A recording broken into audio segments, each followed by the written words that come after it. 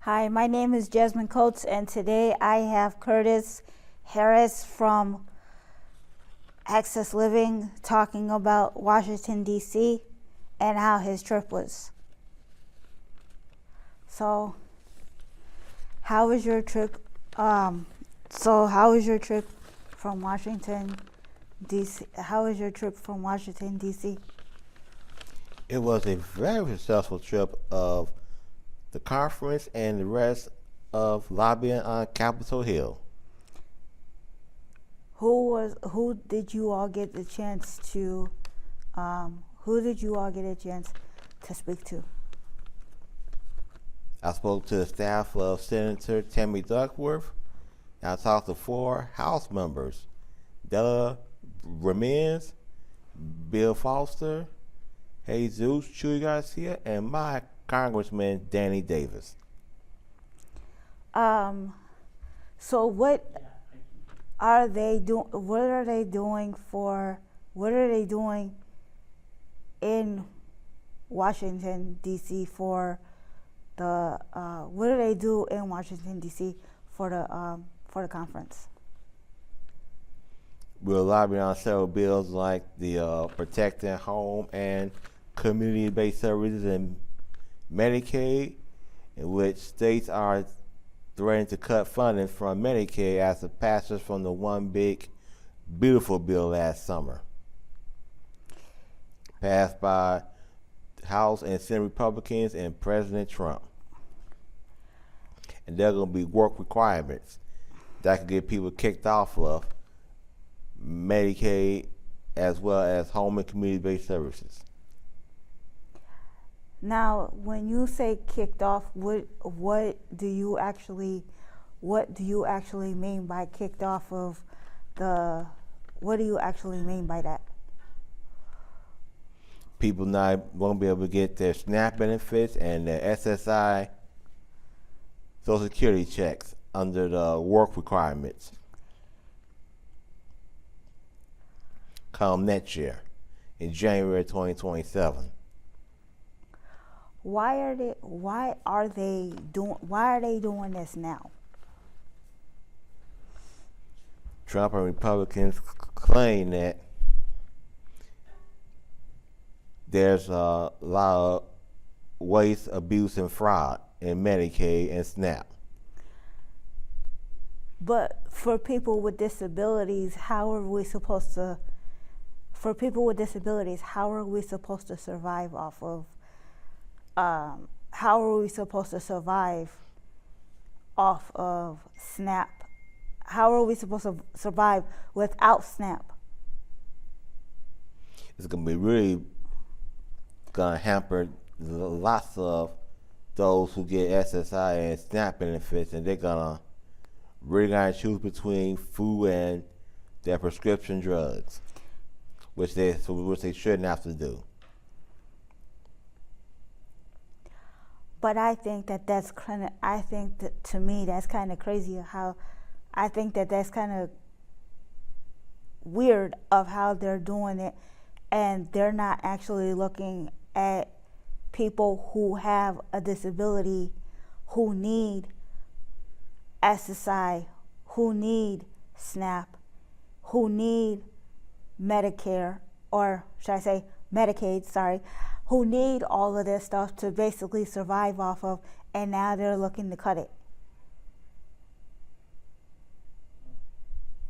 It's not making sense. So, is there any way of how that they cannot cut this? Is there any way of how to not cut it, or have they came up with the solution to where they are not that they're not going to cut it? Those who are on SNAP benefits will have to file for work compensation exempt by telling them that they aren't able to work based on a medical condition they have. But shouldn't that be in our be in our file of that? Hey, if we have a disability, then we're not able to work. We have to, like I said, apply for work exemption from work requirement rules. Okay. Because they think that by forcing us to work just to get SNAP benefits,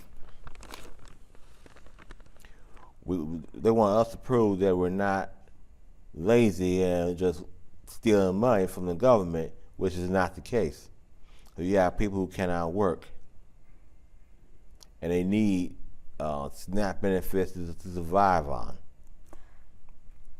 So they're not looking to leave the SNAP benefits and Medicaid alone.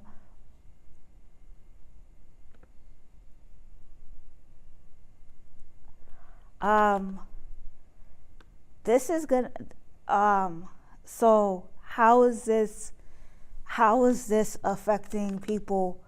How is this going to affect people with disabilities that have SNAP benefits and that have Medicaid? How is it going to affect people when they start cutting it? It's going to severely affect all of them who get SNAP, because they're not going to be able to afford to get a lot of food with the cost of groceries skyrocketing through the roof based on inflation that's happened through our last two administrations. I kind of think that it's just that they need a whole new administration, and they need to get somebody in there that knows what they're doing. Because as of right now, it doesn't seem like that they know what they're doing from the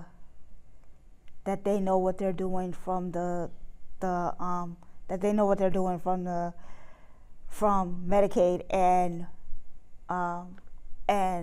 SNAP. So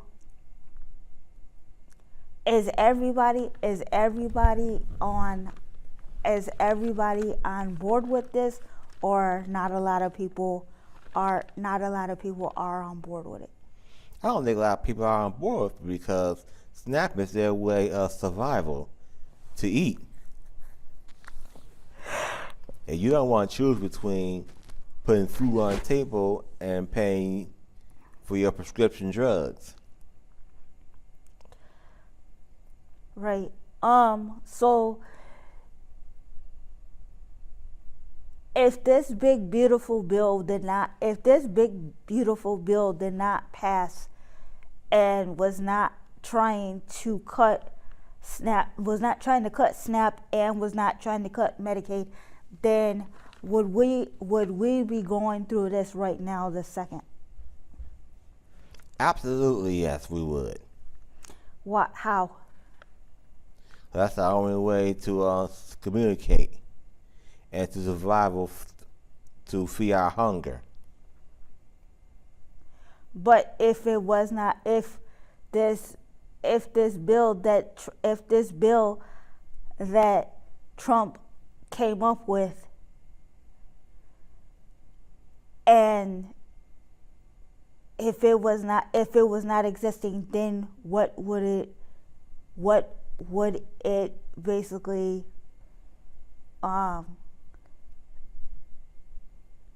would we be going through this if this bill did not pass in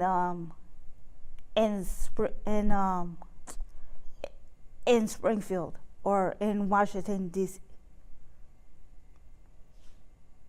If this bill did not pass,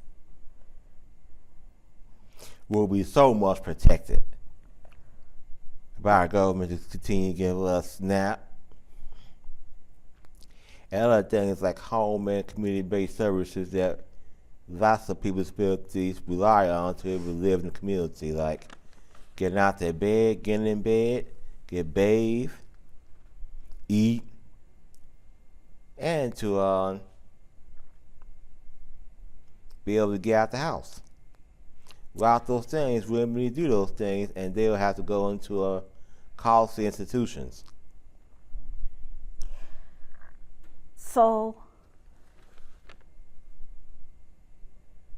if people would have to go into institutions because they're gonna get their home and community based services cut because of this big beautiful bill, then why doesn't anybody just stop it altogether?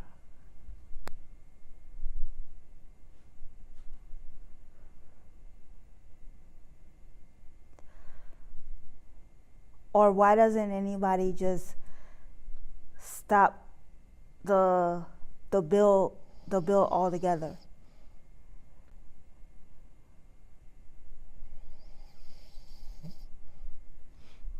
Yes, I did. Is that those who have very little resources have a very difficult time surviving. And while those resources are going to be severely difficult for them.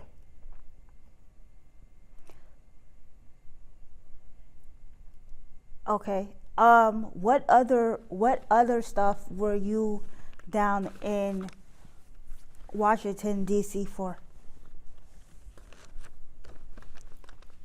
We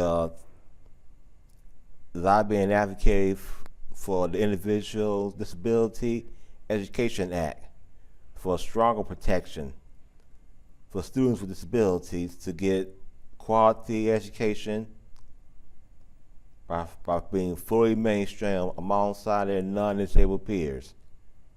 Because as lots of my community knows, and you as well, is that special education students only get 12% funding, less than that. Right.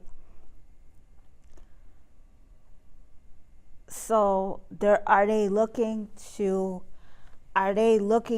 cut the are they looking to cut it, or are they looking to expand it as it is now? Members of Congress have a bipartisan bill that will further strengthen IDEA, Okay. Individuals Education, the Disability Education Act. Oh, okay. What other stuff did you do in Washington D.C.? Advocating for the end of SSI access limits. Under access limits, those on SSI, like myself and lots of others, are limited to how much we can save of $2,000 a year. You save more than $2,000, you lose your benefits. Okay. And then you're not able to save effectively, get a job, and even get married without keeping your benefits. Because you get married, you lose your benefits, period. So we're working to put into the Marriage Penalty Act. Okay. Because I may want to get married myself one day. And can you explain what the Marriage Penalty Act is? It is so outdated.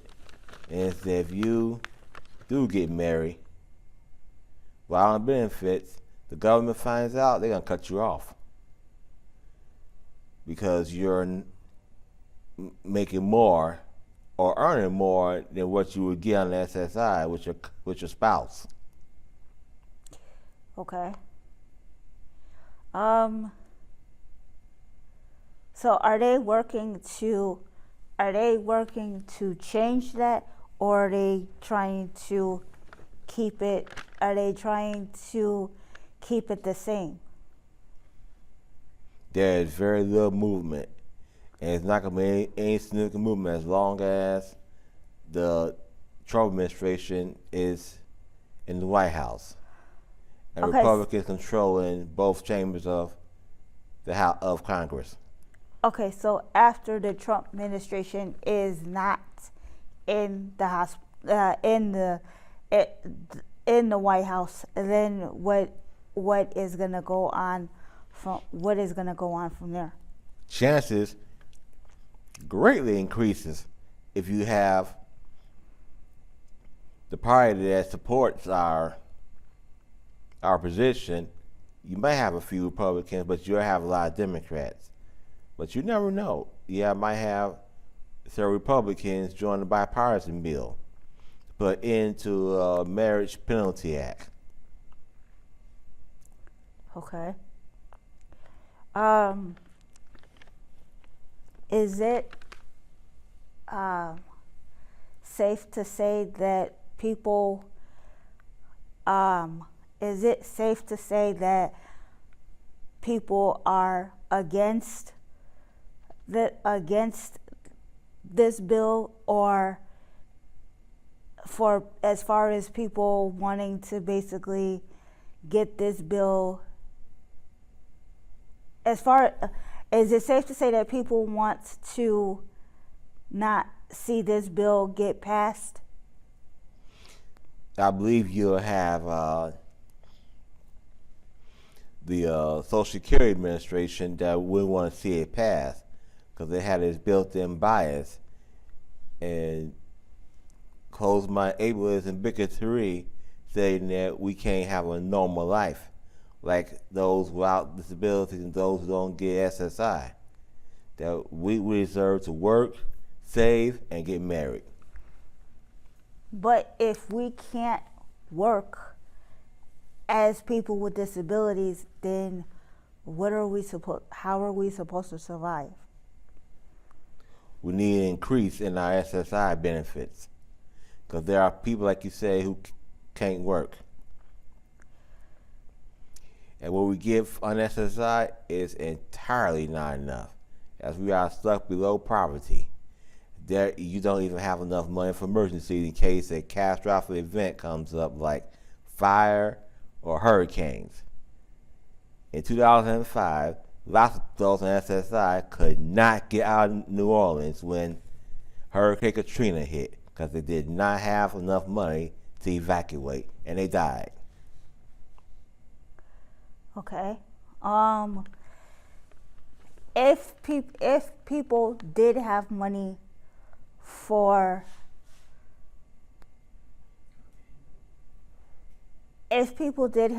basically get out of, if people had enough money to get out of, if people had enough money to basically live, then how would that how would that be? How would that be effective? They would benefit the community as the income would tremendously increase. Okay. Would that mean that there would be? Would that mean that there would be no more cuts to? Would that mean no more cuts, and would that mean that it would be a lot of increase into food stamps, Medicaid, and would that also kind of work, or is that gonna be too far? Is that gonna be too far gone? No, it won't be too far gone, because I believe, and you probably believe, and many others watching us, that we deserve to have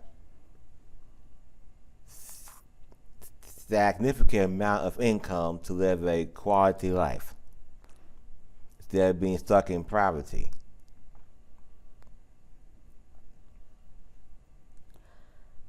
So by people,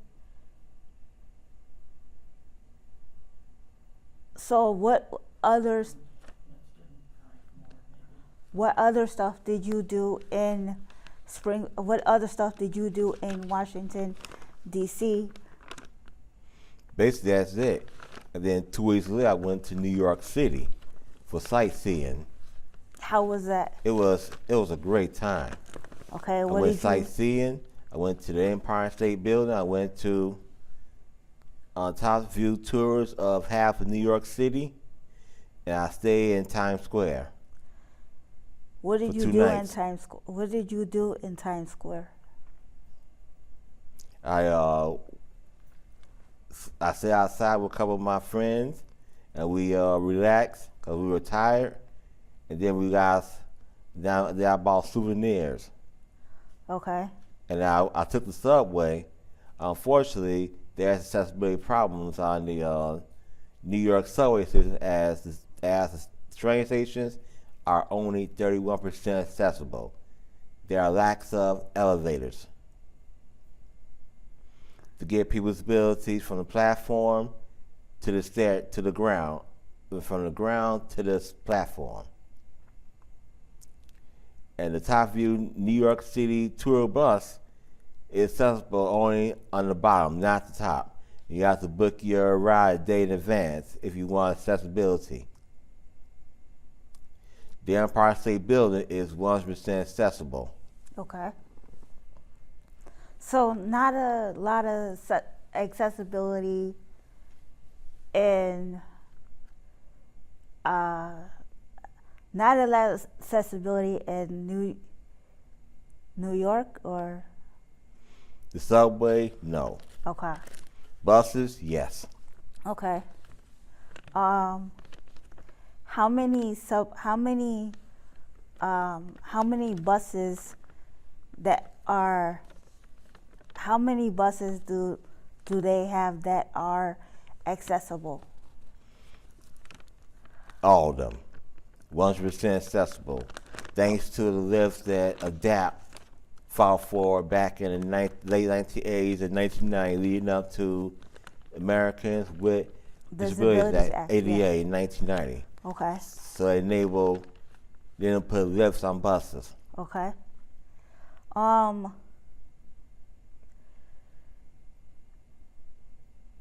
So did you have fun on your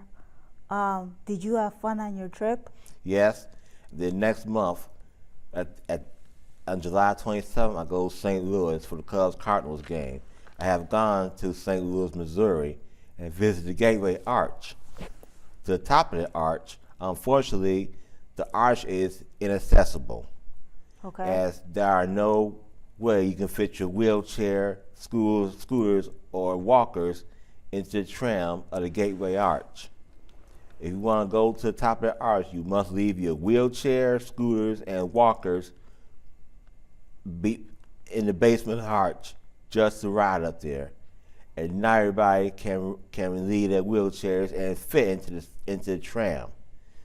And not everybody can walk from their wheelchair